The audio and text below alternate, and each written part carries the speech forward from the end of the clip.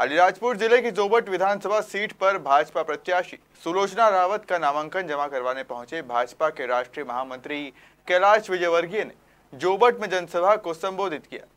विजयवर्गीय ने मंच से जनता को संबोधित करते हुए उपचुनाव में भाजपा प्रत्याशी सुलोचना रावत को भारी मतों से जिताने की अपील की। जीतेगी क्योंकि भारतीय जनता पार्टी के नेताओं ने काम करके दिखाया। चाहे देश के प्रधानमंत्री हो मोदी जी, उन्होंने अपने कार्यकाल में बहुत ही साहसिक निर्णय लिए। जैसा कि हमारे सांसद गोमान सिंह जी ने बताया, धारा 370 हटाई। हम नारे लगाते थे कि राम लला हम आएंगे, मंदिर वहीं बनाएंगे, और कांग्रेस के लोग कहते थे तारीख नहीं बताएंगे। अब तो हमने तारीख भी बता दी। 5 अगस्त को भूमि पूजन हो गया। अब 2 साल के अंदर मंदिर बन के तैयार हो जाएगा। कांग्रेस के लोगों से भी मैं कहना चाहता हूँ, दिग्विजय सिंह जी जो हमेशा आरोप लगाते थे खाली मंदिर का नारा लगाते, मंदिर तैयार हो जाएगा। आप परिवार सहित वहाँ दर्शन करने आए, अपने जीवन में जितने पाप किए सब धुल जाएंगे। और इसलिए भारतीय जनता पार्टी ने जो जब कहा है वो करके दिखाया।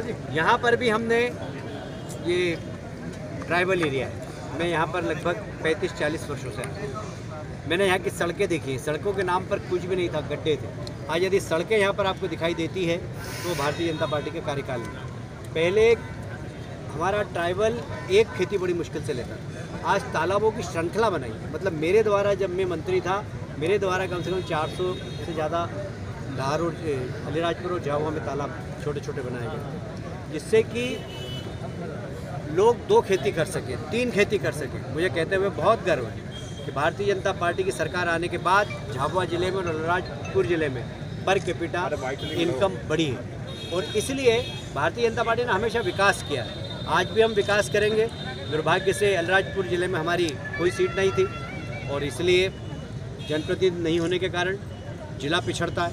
मुझे लगता है कि यहाँ से जब सुलोचना बहन जी हमारी विधायक बनकर जाएगी तो जिले की विकास जो रुका हुआ है वो निश्चित रूप से बढ़ेगा। हमारा विश्वास है। मुझे याद दिलाना चाहता हूँ आपको, देश के प्रधानमंत्री ने कहा कि यदि देश को ताकतवर बनाना है तो हमारे यहाँ के दलितों को ताकतवर बनाना पड़ेगा।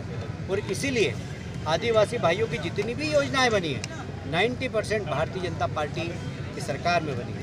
आदिवासियों के नायकों को यदि नेता बनाया है, यदि जनता के बीच में उनकी पूजा करवाने का अगर किसी ने काम किया है तो वो भारतीय जनता पार्टी ने किया। मैं महू से आता हूँ। महू में मैं विधायक था, वहाँ टंट्या भील का कार्य क्षेत्र, आदिवासियों के नेता थे, उन्होंने अंग्रेजों के छक्के छुड़ाए।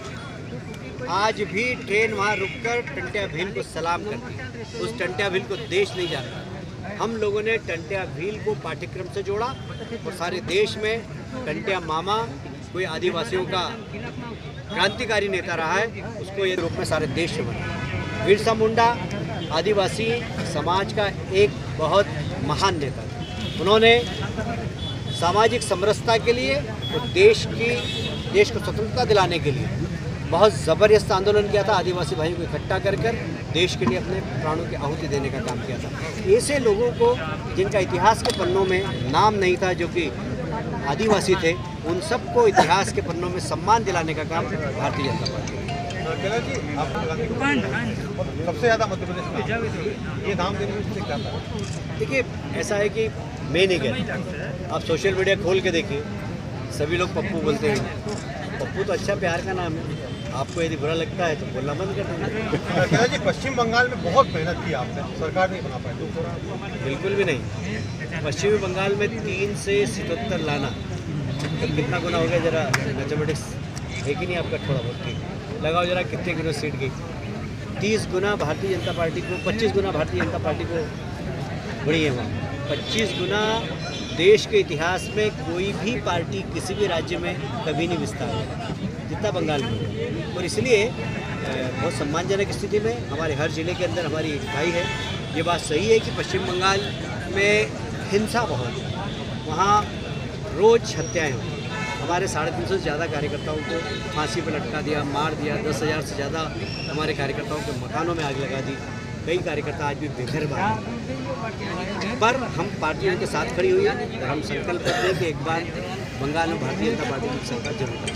उत्तर प्रदेश चुनाव आ रहे हैं, कैसा लग रहा है? सरकार 100% उत्तर प्रदेश में भारतीय जनता पार्टी की सरकार बनेगी, उत्तराखंड में भारतीय जनता पार्टी की सरकार बनेगी और जोबट जीत रहे हैं।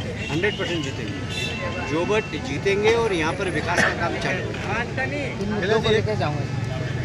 किन मुद्दों को लेकर जाऊँगा?